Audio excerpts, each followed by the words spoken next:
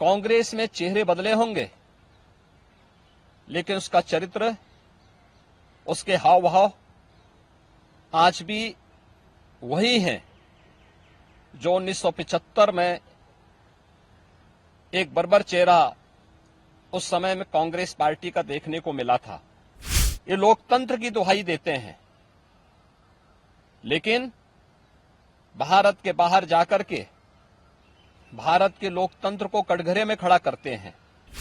कांग्रेस आज भी उसी रास्ते पर चल रही है और उसी का परिणाम है। जहां भी कांग्रेस नेतृत्व की सरकारें हैं, उनका रवैया, उनकी कार्यप्रणाली, उनके द्वारा किए जाने वाले कृत्य इस बात के उदाहरण प्रस्तुत करते हैं। आज के दिन ही देर रात्रि में हुआ था जब कांग्रेस की तत्कालीन सरकार ने भारत के संविधान का गला घोंटते हुए लोकतंत्र को पूरी तरह समाप्त करने की साजिश रची थी।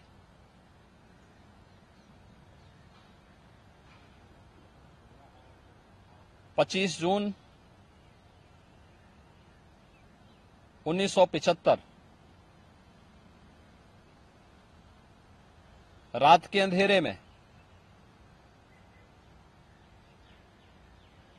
श्रीमती इंदिरा गांधी जी के नेतृत्व में कांग्रेस की सरकार ने कैसे भारत के लोकतंत्र को नष्ट करने का प्रयास किया था। उस समय के सभी विपक्षी दलों के नेताओं को, उसमें से अटल बिहारी वाजपेयी जी, से मोरारजी देसाई जी,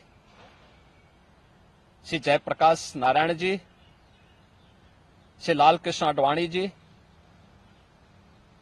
और विपक्ष के सभी नेताओं को बंद करके लोकतंत्र के गले को पूरी तरह घोंटने का प्रयास किया था।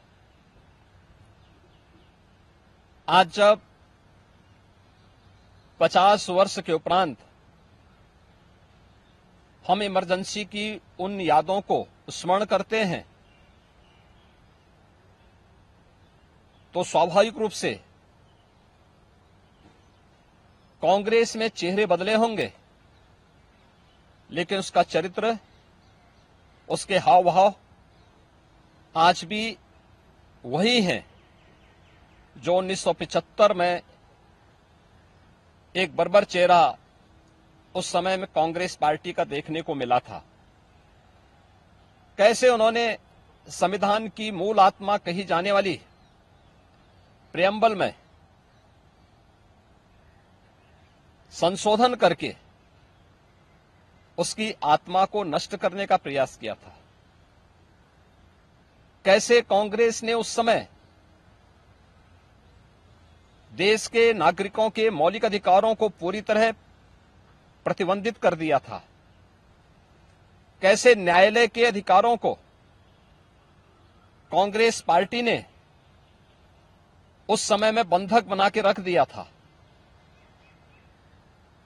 और आज भी कांग्रेस पार्टी में भले ही नेतृत्व बदला हो, लेकिन उसका चेहरा बदला हो, लेकिन चरित्र तो उसका आज भी वही है। ये लोकतंत्र की दुहाई देते हैं, लेकिन भारत के बाहर जाकर के भारत के लोकतंत्र को कटघरे में खड़ा करते हैं। भारत की चुनाव प्रणाली पर प्रश्न चिन्ह खड़ा करते हैं। भारत के बाहर जाकर के भारत को और इसके लोकतंत्र को कोसते हैं। भारत के अंदर हर चुनाव की प्रक्रिया में बाधा पैदा करके ईवीएम पर अपने अकर्मण्यता का दोष थोपने का प्रयास करते हैं। एक तरफ कांग्रेस का यह तानाशाहीपूर्ण रवैया, जिसने आज से नहीं या 1975 में ही नहीं, आजादी के तत्काल बाद संविधान अंगीकार करने के मात्र 2 वर्ष के अंदर ही देश के संविधान में संशोधन करके धारा 370 को उसमें जबरन डाल करके देश के अंदर देश की अखंडता को चुनौती देने वाली धारा 370 को डालने का प्रयास किया था। कांग्रेस पार्टी को और कांग्रेस की इस तानाशाही में प्रत्यक्ष और अप्रत्यक्ष रूप से सहभागी बने उन सभी राजनीतिक दलों को भी, जिनका उदय ही देश के अंदर कांग्रेस के खिलाफ लोकतंत्र को बचाने के लिए हुआ था, आज वे कांग्रेस की गोदी में बैठ करके जिस तरीके का आचरण कर रहे हैं, यह देश और इस देश की जनता उसे किसी भी स्थिति में स्वीकार नहीं करेगी।